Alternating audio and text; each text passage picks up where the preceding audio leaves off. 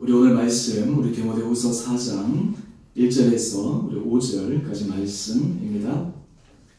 디모데후서 4장 우리 1절에서 우리 5절까지 말씀입니다. 제가 말씀을 봉독하겠습니다.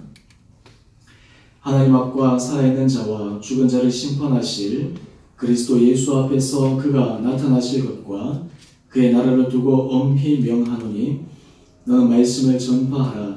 때를 얻든지 못 얻든지 항상 힘쓰라. 범사의 오래 참음과 가르침으로 경책하며 경계하며 권하라. 때가 이르리니 사람이 바른 교훈을 받지 아니하며 귀가 가려워서 자기의 사욕을 따를 스승을 많이 두고 또 그 귀를 진리에서 돌이켜 허탄한 이야기를 따르리라. 그러나 너는 모든 일에 신중하여 고난을 받으며 전도자의 일을 하며 내 직무를 다하라. 아멘. 오늘 1월 우리 30일 우리 수요일 주님 앞에 나오신 여러분 한 분 한 분들을 주님 이름으로 축복합니다. 오늘 말씀을 통해서 성도의 사명이라고 하는 제목으로 은혜 나누기를 원합니다.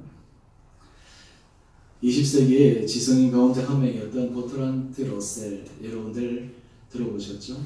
이 버트란트 러셀은 그리스도인들에게 굉장히 도전이 되는 그러한 질문을 던지면서 그 당시 사람들에게 충격을 준 그러한 담론들을 펼쳐봤습니다. 그가 지은 책 가운데 굉장히 담대한 책인데요.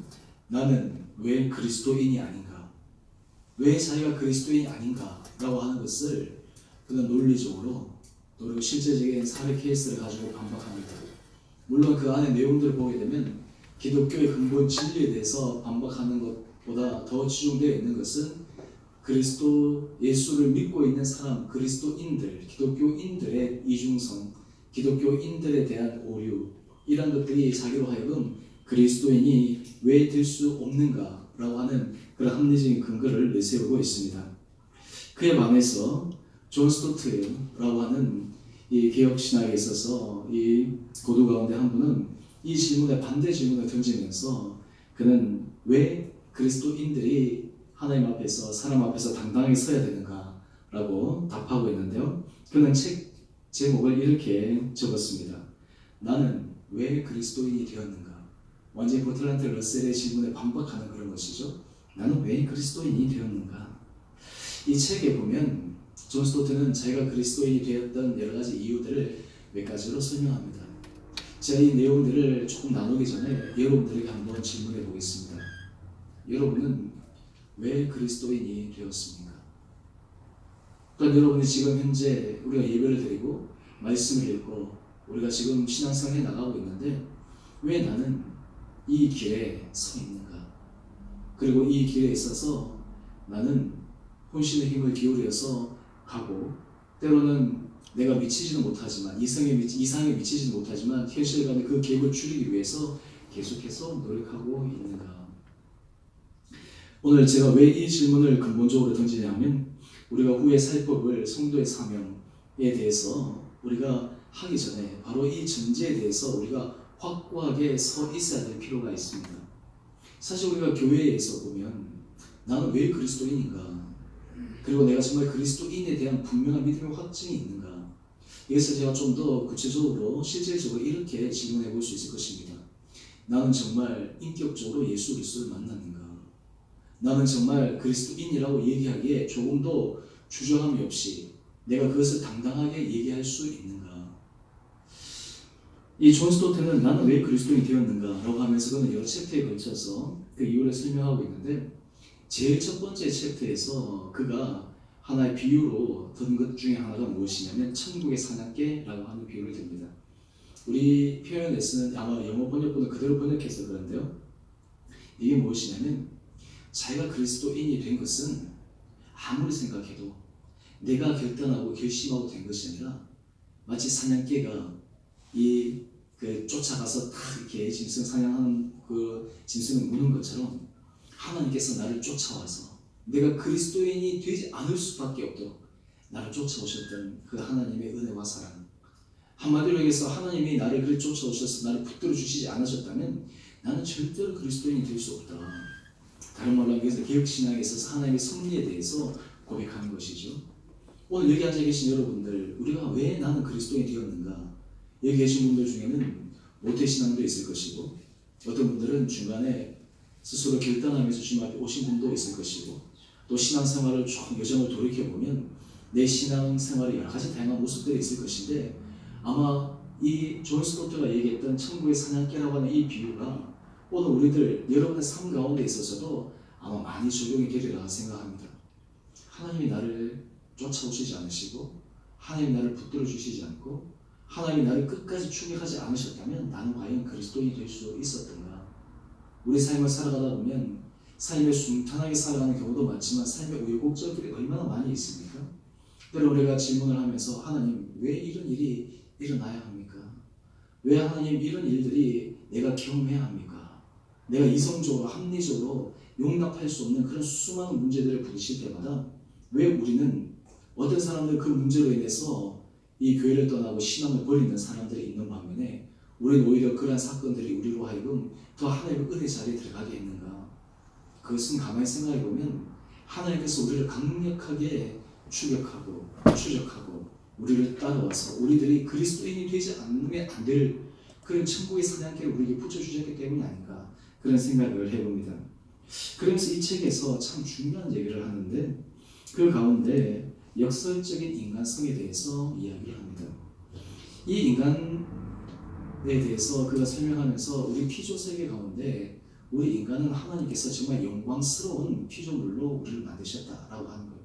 그러면서 그 가운데 대표적인 것들이 우리가 생각하고 우리가 선택하고 또 우리가 요즘 창조하는 게 요즘 얼마나 중요합니까?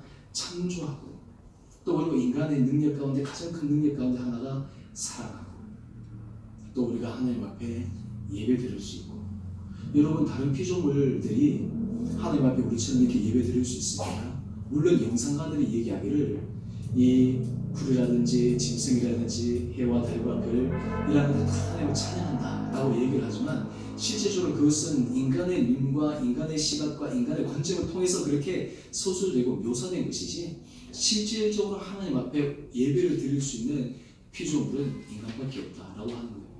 이런 의미에서 인간은 정말 하나님께서 주신 그 영광스러운 존재다라고 하는 것을 이야기합니다. 근데 그에 반해서 인간의 수치스러움을 이야기합니다. 인간은 가장 선할 수도 있습니다. 하나님을 닮아서 가장 아름다울 수도 있습니다.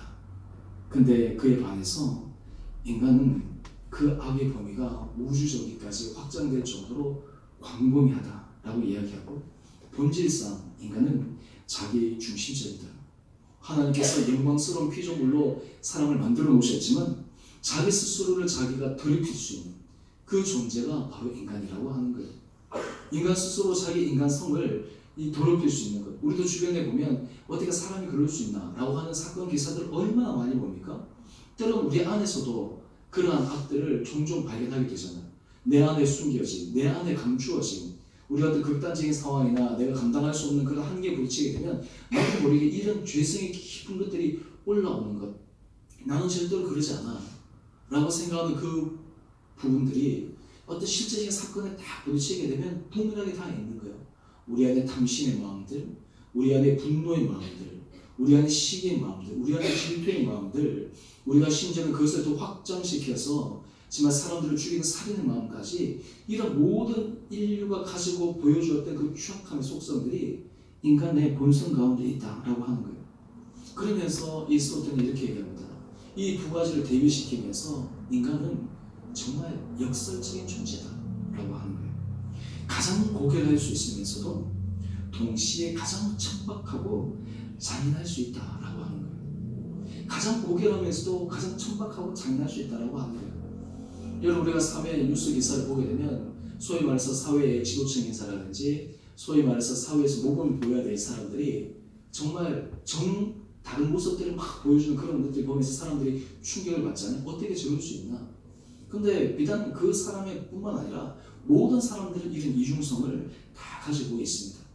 그렇기 때문에 이 사람들은 정말 자기 안에 고결한 것과 자기 안에 성결한 면과 또한 당시에 자기 안에 천박하고 잔인하고 자기 안에 타락한 이 두 가지의 본성을 가지고 함께 살아가야 되는 이 중간자적인 입장에서의 인간들이 얼마나 공경스럽고 힘들겠습니까?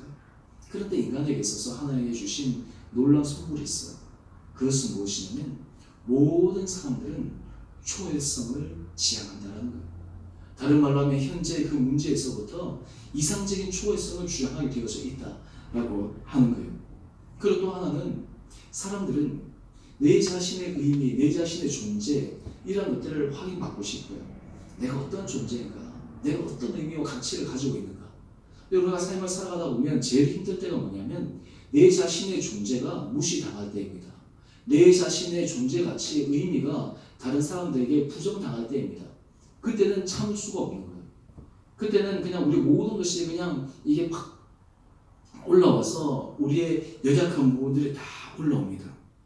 근데 이 존 스토트가 왜 내가 그리스도인이 되었는가 라고 하는 질문이 이제 여기서 답을 하고 있는데, 이런 역설적이면서 또한 동시에 초월성과 의미성을 추구하는 이 인간들이 다양한 방법을 통해서 인류 역사를 통해서 수없이 다양한 방법들이 제시되었지만 이것을 유일하게 이룰 수 있는 그 길은 바로 예수 그리스도를 통해서만 될 수 있다. 다른 말로 하면 예수님의 주장과 예수님의 말씀이 절대 진리라는 것을 성경 말씀 읽으면 읽을수록 깨달으시고, 예수 그리스도의 십자가가 인생에 있어서 이 객과 이 문제를 해결할 수 있는 only way다 라고 하는 것을 받아들이게 되는 순간 우리는 이 그리스도인이라고 하는 이 자리가 얼마나 고결하고 순결하고 자랑스러운 그런 타이틀인가 라고 하는 것입니다. 사실 우리가 인생을 살아가면서 우리 주변의 사람들이, 사회적인 분위기가 교회와 그리스도인들과 그리고 이러한 사람들에 대해서 부정적인 시각들이 우리를 힘들게 하는 것이 아니라 우리 스스로 우리 자신에 대한 평가, 우리 스스로에 대한 그리스도에 대한 이 자부심들이 부족하기 때문에 우리가 이 세상을 향해서 위축되고 당당하게 나가지 못하는 그 이유가 거기에 있습니다. 특별히 그리스도의 십자가에 대해서는 이렇게 이야기를 합니다. 이 세상에서 나를 위해서 죽을 사람이 누가 있는가? 여러분의 부모님들이 여러분을 사랑하시고 또 우리가 우리 자녀를 위해서 우리가 사랑의 마음을 갖고 있지만 정말 죽기까지 할 수 있는가? 라고 하는 문제예요. 부모의 사랑, 특히 어머니의 사랑은 정말 굉장히 초월적인 사랑을 가지고 있지만 죽음을 초월할 수 있는 그 사람들이 몇 사람이 있겠는가? 우리가 보통 보면 한 번씩 그런 기사들이 있잖아요. 건물이 무너지는데 어머니가 모성애로 이 아이를 끌어안고 있어서 그 밑에서 깔려서 있는 그런 것들 볼 때마다 많은 사람들이 감동을 자아내고 깊은 모성애를 자극하는 것들을 보면서 그런 경우들이 있지만 또 반대로 전혀 그렇지 못한 모습들도 우리가 보지 않습니까? 오늘 우리가 예수 그리스도가 되었다, 예수 그리스도의 사람이 되었다, 그리스도인이 되었다 라고 하는 것은 다른 말로 하면 예수 그리스도가 나를 위해서 죽으셨다. 예수 그리스도가 나의 생명과 나의 모든 의미와 가치를 위해서 나를 재창조하셨다 라고 하는 이 진리의 자각과 인식이 우리로 하여금 그리스도인이 되었다 라고 하는 이 자부심을 갖도록 만드는 큰 힘이다 라고 하는 거예요. 여러분, 우리가 신앙생활을 하면서 우리들은 굉장한 프라이드가 필요합니다. 내가 그리스도인이라고 하는 것이 얼마나 하나님께서 내게 주신 귀한 선물인가 라고 하는 이 프라이드, 또한 동시에 우리가 이 주은의 교회에 소속되어서 이 교회 안에서 하나님께서 이 공동체로서 신앙생활을 하게 해주신 것이 얼마나 우리에게 귀한가 라고 하는 것들을 우리가 되새길 때 우리의 마음들이 달라집니다. 이번 주에 우리 처가 쪽 사촌 가족하고 같이 식사를 하는데 그분이 장로님이세요. 저 지방의 장로님이신데 이제 서울에 잠깐 올라오셔서 같이 이제 식사를 했습니다. 아마 그분이 이제 교회를 섬기는데 그 교회는 한 300명 정도 되는 그 교회에, 그래서 이제 뭐 장로님들 한 8분 정도 계시는데, 그래서 이제 교회를 쭉 섬겨가는데 자기 친구분 중에 이제 서울에 한 7,000명이 넘는 그런 대형 교회에서 장로님이 계시거든요. 그래서 이분이 이제 그 친구하고 얘기하면서 아이고 그렇게 큰 교회를 섬기니까 참 귀한 사역을 감당하죠 이렇게 얘기를 했더니 그 친구 장로님이 의외의 대답을 했다는 거예요. 아유, 큰 교회 장로는 보기에는 그럴싸하지만 하나님 앞에 보기에는 부끄러운 일이에요. 제대로 섬기는 것은 작은 교회에서 섬기는 것이 진짜 장로죠. 힘들고 어려운 것, 작은 교회 섬기는 사람이 정말 하나님 앞에 의미 있는 거죠. 우리는 사실 시스템이 있고 외부가 되기 때문에 우리는 아무것도 아니에요. 들으면서 그분이 친구지간에 진심으로 얘기하는 것들이 아니겠어요? 오늘 우리가 다른 말로 하면 오늘 우리가 그리스도인이라는 것, 현재 주어진 자리에서 우리는 어떤 자기 인식을 하고 있는가 라고 하는 것들이 너무너무 중요하다라고 하는 거예요. 오늘 여러분들은 어떻습니까?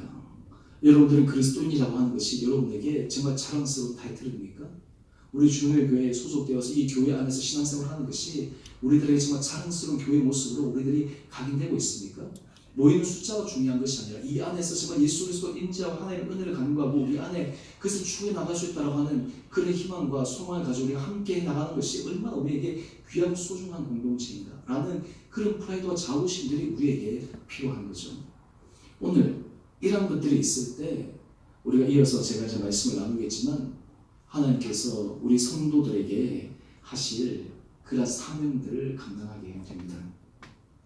특별히 우리가 기억해야 될 것은 우리의 모든 삶은 이 땅에서 사람들에게 알려질 수도 있고 사람에게 인정받을 수도 있고 때로는 우리의 부족함과 우리의 죄성과 죄악들이 드러나지 않을 수도 있지만 결국에는 모든 것이 드러날 순간이 찾아옵니다. 제가 이 마지막 종말론적인 부분에 대해서도 설교 때 여러 번 많이 말씀을 드렸고 이번 주일 예배 때 대표기도가 조정민 집사님이 기도하셨는데 그 기도문 가운데 여러분 혹시 문구를 기억하시는지 모르겠는데요. 심판에 대해서, 종말에 대해서 그런 기도문을 하셨어요. 제가 기도하면서 제가 그것도 깜짝 놀랐어요. 오늘 디모데후서 4장 1절 말씀 한번 보시죠. 디모데후서 4장 1절 말씀을 보면 사도 바울은 이렇게 이야기합니다. 하나님 앞과 살아있는 자와 죽은 자를 심판하실 그리스도 예수 앞에서 그가 나타나실 것과 그의 나라를 두고 엄히 명하노니. 추상적인 개념이 아니에요. 실제적인 개념입니다. 실제적인 사건입니다. 살아있는 자와 죽은 자를 심판하실 그리스도 예수 앞에서 그가 나타나실 것과 그의 나라를 두고 엄히 명하노니. 다른 말로 하면 종말론적인 관점에서 하나님의 심판 순간이 있다라고 하는 거예요. 이게 우리 신앙생활에 있어서 중요한 관점이다라고 하는 거예요. 그러면서 전도서 12장 14절은 이렇게 우리에게 강한 경고의 말씀을 주고 있습니다. 하나님은 모든 행위와 모든 은밀한 일을 선악간에 심판하시리라. 이것은 굉장히 두려운 말씀입니다. 여러분들 중에 어떤 분들은 이 말씀이 은혜가 되는 그런 힘이 되는 분들이 있는 반면에 어떤 사람들은 이 말씀이 두려운 말씀으로 다가오기도 합니다. 그리스도인들은 이 말씀들을 읽을 때 어떻게 다가올까요? 이 말씀이 힘이 되는 말씀이죠. 이 말씀이 용기가 되는 말씀이죠. 이 말씀이 우리로 하여금 소망을 주는 말씀이죠. 이게 바로 그리스도인이라고 하는 거예요. 오늘 그러면서 이 사도 바울은 이렇게 얘기를 합니다. 우리 그리스도인들이 정말 이러한 하나님 앞에서 우리가 마지막 순간 우리의 인생을 모두 다가 돌이켜봐서 마지막 하나님 앞에서 예수 그리스도께서 우리를 심판하시고 우리에게 선악간의 모든 것을 판단하시는 그 순간 우리는 과연 무엇을 들고 갈 수 있을까? 우리의 삶에서 우리는 무엇을 이야기할 수 있을까? 라고 하는 질문이에요. 여러분은 어떻게 생각하십니까? 여러분은 마지막 순간 하나님 앞에 무엇을 얘기할 수 있을 것 같습니까? 어떤 것을 얘기해야 할 것 같습니까? 우리가 책을 보면 제일 중요한 게 그 책의 저자의 의도를 발견하는 게 중요하잖아요. 우리가 보면 같은 책을 읽어도 독서 토론을 하고 하면 책의 저자의 의도를 제대로 파악하지 못해가지고 자기 주관대로 해석하는 경우들이 종종 있어요. 사실 이게 책 훈련이라든지 이 지적 훈련이라고 하는 것은 저자의 그 의도, 저자의 목적, 그것을 완전히 꿰뚫고 그것을 자기 안에서 재해석해내는 능력인데요. 오늘 그러면 하나님께서 마지막 심판 때 예수님께서 우리를 부르실 때 우리에게 무엇을 가지고 말씀하실 수 있을까? 오늘 디모데후서 4장 2절 상반절은 그것을 이렇게 단도직입적으로 이야기를 합니다. 너는 말씀을 전파하라. 때를 얻든지 못 얻든지 항상 힘쓰라. 말씀을 전파하라. 이 말씀은 하나님의 나라예요. 천국 복음입니다. 우리가 2월 12일부터 14일 우리가 저녁 7시 반부터 9시 반 3일에 걸쳐서 우리가 부흥 집회를 합니다. 이번 부흥 집회 주제는 이 전도에 관한 집회예요. 그래서 우리 성도님들이 그냥 꼭 다 참석하시면 되는데, 우리가 하나님의 말씀을 듣고 아는 것에서부터 더 나아가서 우리가 주의 말씀을 다른 사람에게 담대하게 또 그리고 자신 있게 용기 있게 전할 수밖에 없는 그 이유가 무엇인가? 라고 하는 거예요. 그것은 바로 우리 그리스도인의 기본적인 정체성에 대한 확신이 여기서부터 출발하기 때문이에요. 우리가 예수 그리스도를 믿는 것이 우리 안에 행복하고 즐겁고 기쁘고 좋으면 그것을 전할 수 있는 거예요. 반대로 이렇게 얘기할 수 있습니다. 예수 그리스도를 전하는데 어려움을 겪는 사람들은 대부분의 경우에는 자기 안에 예수 그리스도를 믿는 것이 별로 행복하지 못하기 때문입니다. 자기 안에 깊은 어떤 신뢰와 이런 것들이 확인되지 못하는 거예요. 우리가 교회 공동체 안에 교회가 부흥하는 교회는 어떤 교회겠습니까? 교회 구성원들이 교회에 대해서 기뻐하는 교회예요. 교회에 대해서 정말 사랑하고 이 교회에 대해서 사랑하는 그런 마음들이 있어야 돼요. 그래야지 교회가 부흥이 되죠. 예를 들어서 교회 안에서 뭐 불평이나 불만 이런 것들이 있으면 그것은 다른 말로 하면 교회를 무기력화시키려고 하는 것들이 그 안에 담겨져 있는 거예요. 말로는 부흥 성장을 얘기하지만 실제적으로는 반대로 해버리는 것과 동일한 거죠. 오늘 우리가 말씀을 전파하는데 때를 얻든지 못 얻든지 항상 힘쓰라. 사도 바울이 지금 이것을 얘기하고 있는데 왜 이렇게 얘기를 할까요? 그 이유는 예수님의 사역의 처음과 예수님의 사역의 마지막을 보면 알 수가 있습니다. 마태복음 4장 17절 말씀을 보면 예수님께서 이제 공생애를 처음 시작하실 때 이렇게 시작하셨습니다. 회개하라, 천국이 가까웠느니라. 이게 무엇입니까? 다른 말로 하면 예수님의 사역의 시작은 천국 복음의 전파에서부터 시작되었어요. 회개하라, 천국이 가까웠느니라. 하나님의 복음, 하나님의 말씀을 전하는 것이 이 예수님 사역의 궁극적인 사역의 목적이었어요. 하나님 나라가 임하는 것이 궁극적인 사역의 목적이었어요. 한 사람 한 사람들이 하나님의 주권 아래서 그리스도인이 되는 것이 예수 그리스도의 궁극적인 사역이었습니다. 마태복음 28장 19절 20절은 예수님께서 승천하시면서 제자들에게 주신 소위 말해서 Great Commandment, 지상명령이라고 하는 부분입니다. 이것이 무엇입니까? 모든 민족을 제자로 삼아 아버지와 아들과 성령의 이름으로 세를 베풀고 내가 너희에게 분부한 모든 것을 가르쳐 지키게 하라. 볼지어다 내가 세상 끝날까지 너희와 항상 함께 있으리라 말씀하시면서 결국 예수 그리스도를 따르는 제자들과 이후의 모든 그리스도인들이 그의 삶 가운데 복음의 결실을 맺어가는 그 열매를 사역의 핵심 요소로 말씀하고 있다라고 하는 거예요. 여러분, 우리가 생각할 때 이렇게 해야 됩니다. 우리가 교회를 생각하고 지체들과의 관계를 생각하고 모든 부분을 생각할 때 우리는 이것을 항상 염두에 둬야 되는데 이것이 복음 전도에 도움이 될 것인가? 복음 전도에 방해가 되는 거예요. 내가 정말 이 복음 전도와 예수 그리스도의 이 사명에 대해서 나는 정말 조력자와 나는 정말 도우미로서 있는가? 아니면 나는 회방꾼과 때로는 그냥 방관자와 때로는 그것을 훼손하는 그런 사람으로 서 있는가라고 하는 거예요. 오늘 우리 삶 가운데 이것은 우리 성도들의 사명이라고 하는 것이 무엇입니까? 제가 오늘 이 설교 제목 사명이라고 하는 것은 이것은 하나님께서 우리에게 맡기신 일, 반드시 우리가 해야 될 일이라고 하는 것이죠. 우리 여기 앉아 계신 분들, 우리가 주은혜 교회를 시작하면서 하나님께서 우리에게 주신 은혜를 기억하고 여기 앉아 계신 분들 중에 한 사람도 이 교회의 부흥에 대해서 바라지 않는 사람이 누가 있겠습니까? 다 공동적으로 바라고 있죠. 그런데 정작 우리는 이 예수 그리스도의 복음을 전하고 이 부흥을 위해서 우리가 정말 일조하고 마음으로 나가고 있는가라고 하는 거예요. 오늘 우리가 이 성도의 사명을 다시 한번 확인할 수 있는 그런 시간들이 필요합니다. 오늘 우리 안에 하나님이 주신 그 은혜를 확인하고 우리 안에 하나님 주신 그 가치와 프라이드를 우리가 가지고 우리가 교회에서 하나님께서 우리에게 주신 한 영혼에 대한 그 귀한 사명을 가지고 나갈 때 우리에게 은혜가 있는 거예요.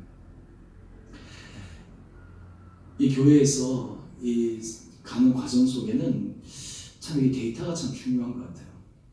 요즘 보니까 뭐 빅데이터도 그렇고 요즘 시대에 있어서 그런 것들 가지고 많은 이 상업적인 이용도 있고 한데요.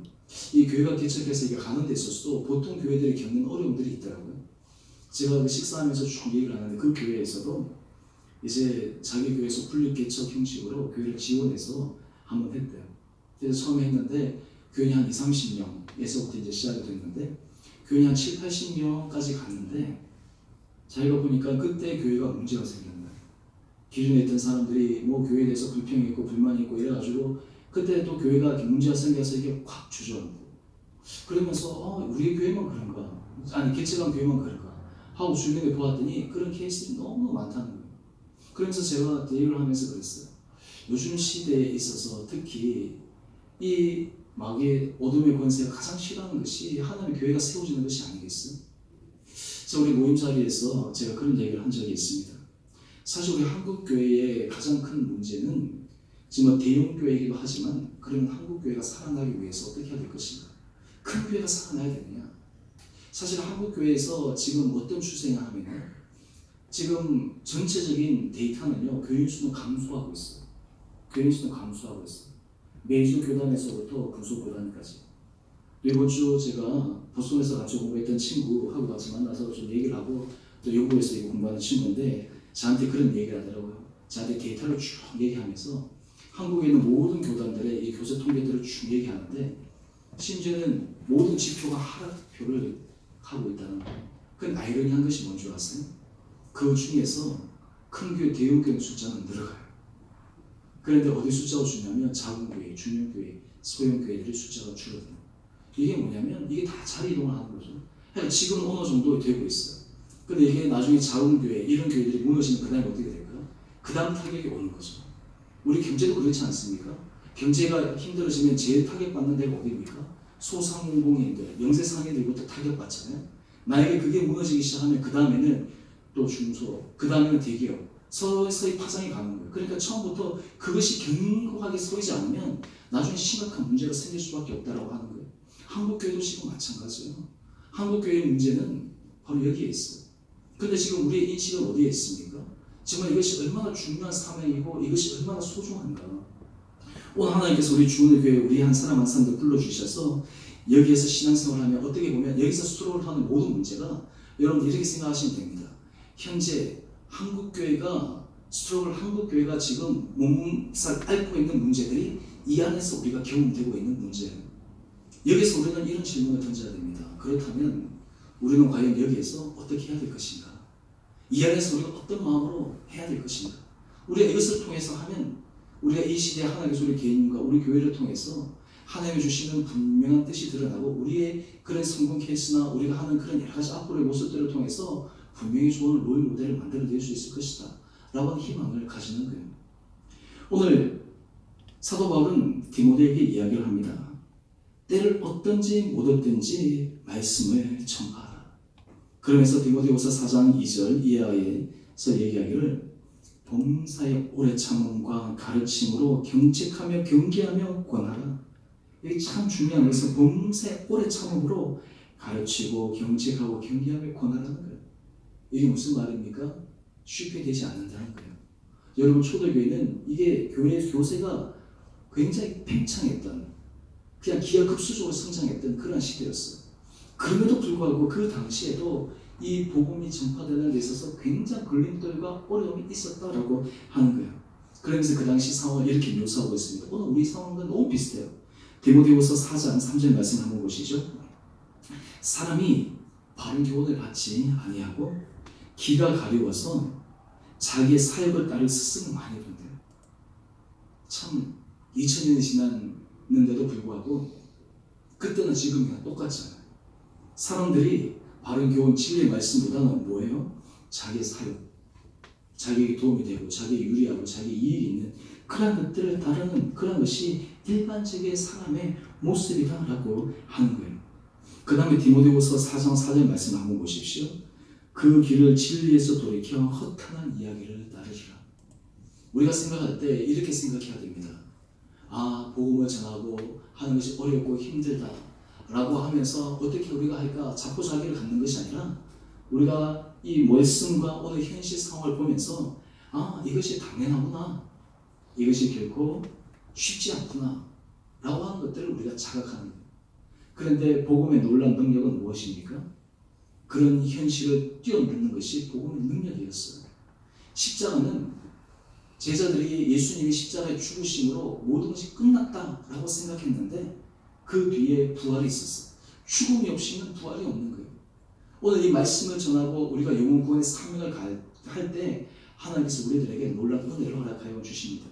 사실 우리 마음속에 우리가 이제 부흥 집회도 있고 할 텐데요. 아마 여러분의 도전도 되고 할 텐데 하나님께서 우리 안에 각 사람 한 사람에게 이런 신앙의 도전과 이런 신앙의 불과 이런 신앙의 마음의 결단들 결의들이 우리 가운데 있게 되면 하나님께서 역사하시는 거예요. 하나님께서 역사하시는 거예요. 사실 우리 인생 가운데 참 굉장히 똑같은 진리 가운데 하나가 무엇이냐면 우리 인생에는 너무 힘이 많이 들어간 것 같아요.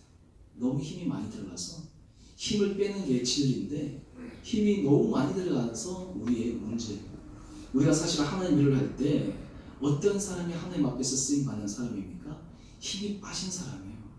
하나님이 쓰시는 대로 하나님이 하시는 대로 이렇게 움직여 나갈 수 있는 그 사람이 하나님께서 기뻐하신 사람인데 우리는 힘이 너무 많이 들어가서 하나님께서 하시는 대로 우리 몸이 우리의 삶이 움직여 나가는 것이 아니라 우리 하고 싶은 대로 하니까 하나님 일을 하시려고 해도 우리의 딱딱함과 굳은 것 때문에 움직여지지가 않는 거예요. 그래서 하나님이 어떤 의미에서 인생에서 힘을 빼는 작업이 우리들에게 필요한 거죠. 여러분 우리가 말씀을 전할 때 사람들에게 거절당하고 사람들에게 거부당하고 때로는 그 전하는 속도 우리가 생각하는 기대치가 많이 느려지고 지체된다 하더라도 중요한 것은 그것이 너무나 당연한 현상이지만 그 현상 뒤에는 하나님 주신 놀라운 은혜의 선물이 있다는 것을 우리는 기억해야 됩니다. 여러분 역사는 우리들에게 큰 도전을 주는데요. 그것은 무엇이냐면 우리가 2000년 역사를 보면서 십자가의 복음은 한 번도 실패한 적이 없습니다. 하나님의 은혜 복음 가운데 서게 되면 주님은 그 안에 놀라운 은혜의 역사를 행하세요. 오늘 하나님께서 이 땅 가운데 하나님 일을 하실 때 하나님의 교회가 필요합니다. 우리가 기도할 때도 하나님 우리 교회를 사용하여 주십시오. 오늘 구집사님 불쌍히 여기는 그 부분에서 얘기를 했는데요. 하나님 우리 주원의 교회를 공유해 주십시오. 하나님 정말 이 시대에 추수할 것은 많대 추수할 일꾼이 부족하다라고 말씀하시는 그 하나님의 음성 앞에 우리 교회가 정말 하나님의 그 일꾼으로 쓰임받게 하여 주십시오. 주님 우리가 하나님 은혜 가운데 불쌍히 여김받게 하여 주십시오. 우리가 중요한 사명을 앞두고 우리가 해야 될 일들에 우리가 중요한 것들에서부터 사소한 일들에 있어서 우리 마음들이 나누고 우리가 관심들이 흩어진다면 우리 성도가 진정 이루어야 될 그 사명이 간과되는 것이다 라고 하는 것이죠. 그러면서 디모데후서 4장 5절 말씀 우리 같이 한번 읽어볼까요? 우리 마지막으로 한번 읽어보겠습니다. 시작. 그러나 너는 모든 일에 신중하며 고난을 받으며 전도자의 일을 하며 내 직무를 다하라. 아멘. 모든 일에 신중하며 그리고 고난을 받으려. 무엇을 위해서요? 복음 전파를 위해 고난을 받으려. 전도자 일을 하고 내 직무를 다하라. 왜 이렇게 해야 될까요? 제가 앞에 말씀드린 것처럼 하나님 앞과 살아있는 자와 죽은 자를 심판하실 그리스도 예수 앞에 우리 모든 사람이 설 그 날이 오기 때문입니다. 여러분 지나간 시간들 생각하면 정말 순식간에 지나갔죠? 우리가 지금 생각할 때 그 날이 올 것 같고 영원히 올 것 같지 않은 그 착각이 우리 가운데 있지만 우리는 이것을 절대로 벗어날 수가 없이 반드시 그 날이 옵니다. 그래서 우리가 그 앞에 섰을 때 우리가 부끄러워하는 것이 아니라 하나님 앞에 자랑스럽고 당당하게 나갈 수 있는 그런 삶이 될 때 우리 현재 삶이 하나님 앞에서 의미 있고 가치 있는 그런 삶이 되지 않겠습니까? 제가 여러분들에게 부탁드리고 싶은 것은 우리 다음 주 이제 구정명절이고 하지만 특별히 2월 12일부터 14일까지 있을 우리 부흥집회를 위해서 여러분들 기도를 많이 하셔야 됩니다. 하나님 나에게도 도전을 주시고 우리 성도님들도 많이 참석하게 하시고 우리 성도들에게도 은혜를 주시고 우리가 지금 올 2019년에는 우리가 지금 하나님의 은혜 가운데서 지금 한 마음으로 달려가게 해주십시오. 여러분 하나님 일을 할 때 하나님께서 기뻐하신 일을 하려고 하면 그때 더 많은 강한 공격들 더 많은 우리 마음이 막 흔들리는 그런 일들에 우리가 직면하게 될 텐데 그럴 때마다 우리가 넘어지고 그럴 때마다 우리가 그냥 이 주춤하는 것이 아니라 오늘 우리 성도 각자에 주신 그 사명을 가지고 힘있게 달려갈 수 있는 은혜가 우리 교회 가운데 우리 성도님들 가운데 있게 되기를 간절히 소망합니다. 오늘 말씀의 결론을 드립니다. 여러분 오늘 우리의 삶 가운데 늘 생각해야 될 것이 있습니다. 나의 말과 나의 판단과 나의 결정은 이것이 복음의 진보를 위해서 사용되고 있는가? 이것이 정말 교회가 하나님의 은혜 가운데 세워지는데 내가 쓰임받고 있는가? 하는 그 질문이 우리가 하나님 앞에 끊임없이 있어야 됩니다. 오늘 성도의 사명은 주의 말씀을 전하고 하나님 나라가 확장되어지는 데 쓰임받는 것이 성도의 사명입니다. 그것이 각자의 자리에서 주어질 때 하나님께서 우리 삶 가운데 놀라운 은혜를 베푸실 줄 믿습니다. 지금 여기 앉아 계신 여러분 한 분 한 분들에게 하나님께서 이런 은혜를 허락하여 주셔서 정말 우리들에게 새로운 믿음의 결단과 새로운 용기와 새로운 주님의 정말 사랑에 대한 그 소망의 간결함들이 일어나서 또 우리가 힘있게 달려가고 우리가 함께 기도하고 하나님께서 우리 2019년 우리 주원의 교회를 통해서 하나님께서 일하실 것을 기대하고 소망하며 한 마음으로 매진할 수 있는 은혜 결단들이 여러분 가운데 있게 되기를 주님의 이름으로 축원합니다. 우리 함께 같이 우리 찬양하겠습니다. 우리 찬송가 500장입니다.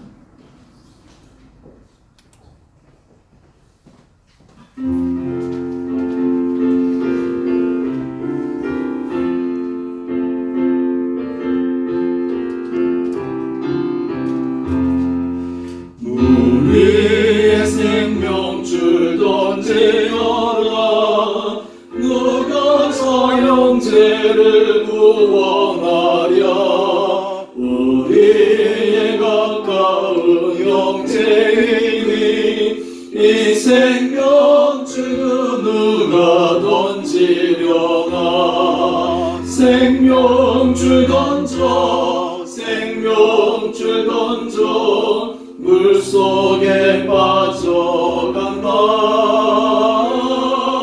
생명줄 던져 생명줄 던져 지금 곧 건지어라 너 빨리 생명줄 던지어라 형제여 너 지시지 않으랴 오라라 저 형제 빠져간다 이 구조선 타고서 속히 가라 생명줄 던져 생명줄 던져 물속에 빠져간다 생명줄 던져 생명줄 던져 지금 곧 건지어라 넣어서 생명줄 던지어라 저 형제 지쳐서 어덕인다 시험과 근심에 어색함과 저 형제를 힘쓰러 몰아간다 생명줄 던져 생명줄 던져 물속에 빠져간다 생명줄 던져 생명줄 던져 지금 곧 건지어라 위험한 풍파가 곧 지나고 건너편 언덕에 이르리니 형제여 너 지치지 않아 곧 생명줄 던져서 구원하라 생명줄 던져 생명줄 던져 물속에 빠져간다 생명줄 던져 생명줄 던져 지금 곧 건지어라 우리 시간 함께 같이 우리 기도